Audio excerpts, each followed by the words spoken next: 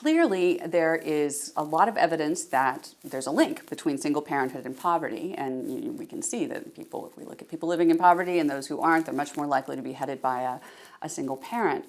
But the assumption from that single parenthood is itself a cause of poverty is problematic for a number of reasons. One, it just doesn't seem to be true. So there's a lot of evidence that actually the reverse is much more true, that poverty and the circumstances that it's associated with in the US are huge barriers to marriage.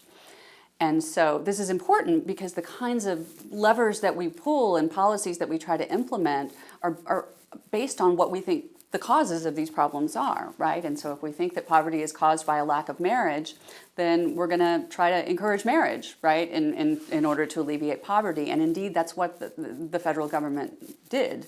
About $1 billion has been spent on programs to encourage marriage among low-income single mothers. These policies have, unsurprisingly, been spectacular failures. And one of the reasons, I think, is because decades of research in sociology, in family demography, and economics show that it's much more likely that the reverse is what's going on, that poverty is itself a cause of not marrying.